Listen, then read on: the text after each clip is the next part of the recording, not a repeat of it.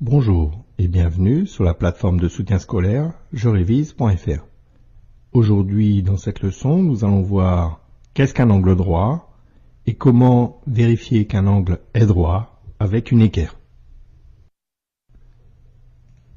Voyons, qu'est-ce qu'une équerre? Une équerre, c'est un instrument de géométrie que tous les écoliers ont dans leur sac.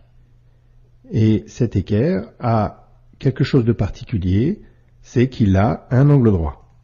L'angle droit se trouve toujours à ce niveau-là, et en fait pour repérer l'angle droit, c'est très simple, il faut d'abord repérer le plus grand côté. Le plus grand côté ici en bleu, et en face du plus grand côté, on a toujours ce qu'on appelle un angle droit sur une équerre. Donc retiens bien, une équerre a un angle droit, et pour repérer l'angle droit sur une équerre, il suffit de regarder l'angle droit en face du plus grand côté. Alors des angles qui sont comme celui de l'angle droit de l'équerre, on peut en trouver un petit peu partout. Prenons un carré, si tu fais attention, tous les coins du carré forment un angle droit. C'est la même chose pour un rectangle où tous les coins du rectangle forment un angle droit.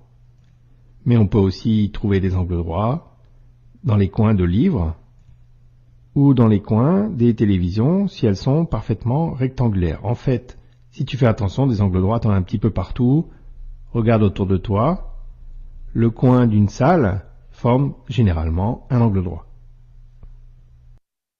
Alors la question qui se pose maintenant, c'est comment savoir si un angle est droit? Prenons par exemple un angle. Prenons une équerre. Et en fait, si on arrive à faire coïncider l'angle avec l'angle droit de l'équerre, parfaitement, eh bien on pourra en déduire que nous sommes en présence d'un angle droit. Faisons déplacer l'équerre et nous voyons ici que l'angle épouse celui de l'angle droit de l'équerre. Donc on a bien un angle droit et on met le petit signe ici en rouge pour indiquer qu'on a affaire à un angle droit. Prenons maintenant un autre angle et vérifions si nous avons affaire à un angle droit ou non. Nous prenons une équerre et nous essayons de faire coïncider au mieux l'angle avec celui de l'angle droit de l'équerre. On voit qu'on ne peut pas faire coïncider l'angle avec l'angle droit de l'équerre. On en déduit que cet angle n'est pas un angle droit. Autre exemple maintenant avec un angle. On prend un angle plus petit. On utilise une équerre, et là aussi on essaie de faire coïncider l'angle avec l'angle droit de l'équerre. On voit que c'est pas possible. On en déduit donc que ce n'est pas un angle droit.